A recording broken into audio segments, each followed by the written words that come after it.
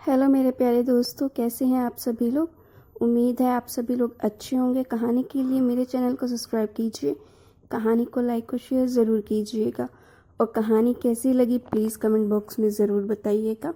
कहानी को लेकर कोई भी राय या सुझाव हो वो भी कमेंट बॉक्स में ज़रूर दीजिएगा। तो शुरू करते हैं हम आज की अपनी कहानी। राजीव अपनी पत्नी श्वेता और अपने 2.5 साल के बेटे चिन्मय चीनू के साथ गुड़गांव में एक घर में रहता था। उनका एक ठीक ठाक सा हंसता खेलता परिवार था। चीनू का अपने पापा से बहुत लगाव था, सो पापा से चिपक कर ही सोता था। एक रात अचानक राजीव को महसूस हुआ जैसे कोई उसे जगाने की कोशिश कर रहा है। आंखें खुली तो राजीव ने देखा कि चीनू उसके सीने पर चढ़ा हुआ है। चीनू की आंखें बहुत बड़ी हो गई थी और वो बहुत गंभीर लग रहा था। चीनू बहुत ही गंभीर और दुखी आवाज़ में बोला, आपने मुझे क्यों मारा? और इतना कहकर रोने लगा। राजीव को लगा कि चीनू ने कोई सपना देख लिया है और डर गया है। उसने चीनू को अपने से चिपका लिया। थोड़ी देर में ही चीनू दोबारा सो गया। सुबह उठने पर सब कुछ सामान्य था। राजीव भी रात की बात भूल गया। एक हफ्ता ऐसे ही ठीक से बीत गया। ठीक एक हफ्ते के बाद वही घटना दोबारा हुई। इस बार राजीव ने श्वेता को ये बात बताई। श्वेता इस बात से थोड़ी परेशान हो गई क्योंकि उसका मानना था कि 2 बार एक जैसी घटना इत्तेफाक नहीं हो सकती। उसने चीनू से घुमा फिरा कर पूछा पर चीनू कुछ भी बता नहीं पाया, जैसे उसे कुछ याद ही नहीं था। खैर फिर हफ्ता बीत गया और कुछ नहीं हुआ, लेकिन ठीक एक हफ्ते के बाद वही घटना हुई। चीनू उठकर बस यही पूछता कि आपने मुझे क्यों मारा और रोने लगता। अब राजीव और श्वेता को चिंता होने लगी। उन्होंने तय किया कि वो डॉक्टर से बात करेंगे। दोनों चीनू को लेकर अपने पारिवारिक डॉक्टर के पास गए। डॉक्टर ने चीनू को देखा और सारी बात सुनी, मगर उन्हें कोई परेशानी नहीं दिखी। डॉक्टर ने दोनों को सलाह दी कि उन्हें किसी मानसिक रोग विशेषज्ञ से बात करनी चाहिए क्योंकि चीनू की समस्या शारीरिक ना होकर मानसिक लगती है। राजीव और श्वेता की चिंता और बढ़ गई। राजीव ने एक मानसिक रोग विशेषज्ञ का पता किया जो कि बच्चों के रोगों की विशेषज्ञ थी। दोनों चीनू को लेकर उनके पास गए। डॉक्टर बहुत ही अनुभवी और समझदार औरत थी। उन्होंने सारी बात सुनी, चीनू का चेकअप किया, फिर राजीव और श्वेता को बाहर बैठने को बोला। दोनों बाहर आ गए। डॉक्टर ने चीनू को एक खिलौना देकर अपने पास बिठा लिया और अपने तरीके से बात करनी शुरू की। लगभग 1 घंटे के बाद डॉक्टर ने दोनों को अंदर बुलाया और बैठने के लिए बोली। डॉक्टर ने बहुत ही गंभीर आवाज़ में बताना शुरू किया, राजीव जी, मैंने आपके बेटे से बहुत सारी बातें करी और आप तो जानते ही होंगे कि हम लोगों के अंदर से वो बात भी निकाल लेते हैं जो वो होशो हवास में खुद भी नहीं जान पाते। बातों बातों में जो मैं चीनू से जान पाई हूँ वो आपको बताना चाहती हूँ। हो सकता है आपको मेरी बातें थोड़ी अजीब लगे पर ये सच हो सकता है। चीनू की बातों से लगता है कि उसका पुनर्जन्म हुआ है और पिछले जन्म में उसकी आकस्मिक और अप्राकृतिक रूप से हुई थी तथा उसकी मौत के लिए किसी न किसी तरह से आप जिम्मेदार हैं। इसीलिए चीनू बार बार आपसे कहता है कि आपने उसे क्यों मारा। एक डॉक्टर होने के नाते मेरे लिए भी इस पर विश्वास कर पाना कठिन है, पर इसकी बातें नहीं इशारा कर रही हैं। आप याद करने की कोशिश कीजिए क्या कभी कोई ऐसी घटना हुई है आपके साथ जिसमें आपकी वजह से किसी की मौत हुई हो? राजीव याद करने की कोशिश करता है मगर उसे कुछ भी याद नहीं आता। तीनों घर आ जाते हैं पर राजीव के दिमाग में अभी भी डॉक्टर की बात गूंज रही थी। रात में सोते समय राजीव फिर अपने दिमाग पर जोर डालकर सोचता है। तब उसे याद आता है करीब 6 साल पहले जब उसने नई कार खरीदी थी। एक दिन वो देर रात ऑफिस से निकलकर घर जा रहा था कि तभी एक सुनसान जगह पर उसकी कार की टक्कर एक मोटरसाइकिल से हो गई। टक्कर की वजह से मोटरसाइकिल और उस पर सवार व्यक्ति दोनों सड़क के किनारे जा गिरे। एक तो नई कार, ऊपर से सुनसान जगह। राजीव घबरा गया और कार नहीं रोकी। राजीव ने श्वेता को पूरी बात बताई लेकिन ये भी कहा कि उसे बिल्कुल नहीं पता कि वो आदमी बचा था या नहीं। दोनों ही इस बात को लेकर बहुत घबराए हुए और बेचैन थे। राजीव ने श्वेता से कहा कि वो उस आदमी के बारे में पता लगा कर रहेंगे क्योंकि उसे उम्मीद थी शायद वहाँ से चीनू के ठीक होने का कोई रास्ता मिल जाए। राजीव ने पता लगाना शुरू किया तो पता चला कि वो आदमी ज़्यादा चोट लगने के कारण वहीं मर गया था। मानेसर थाने में रिपोर्ट दर्ज हुई थी और उस आदमी की शिनाख्त हो गई थी पर कार वालों का पता न लगने के कारण केस बंद हो गया। ये सारा ब्यौरा और उस आदमी का नाम पता थाने में मौजूद था।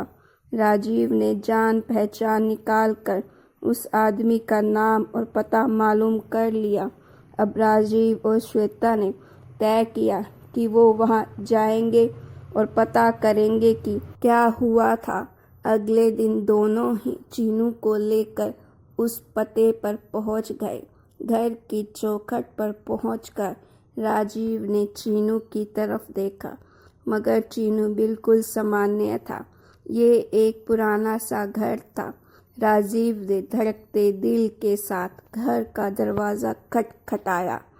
थोड़ी देर के बाद एक करीब 40 से 45 वर्ष की महिला ने दरवाज़ा खोला। राजीव ने बताया कि वो रहमत भाई मृत व्यक्ति का पुराना मित्र है और बहुत सालों के बाद शहर में वापस आया है। और आने के बाद उसे रहमत भाई की मौत के बारे में पता लगा, इसीलिए उनके परिवार का हाल चाल लेने आ गया। उस महिला ने बताया कि वो रहमत की पत्नी है और घर में उसके अलावा परिवार में उसके 2 बेटे हैं और रहमत के बूढ़े अब्बू जो अब चल फिर नहीं सकते। बेटे अभी छोटे हैं, इसीलिए घर चलाने की जिम्मेदारी रहमत की पत्नी पर ही है। राजीव और श्वेता को सब सुनकर बहुत दुख हो रहा था। राजीव को ऐसा लग रहा था जैसे वो ही सबका जिम्मेदार है।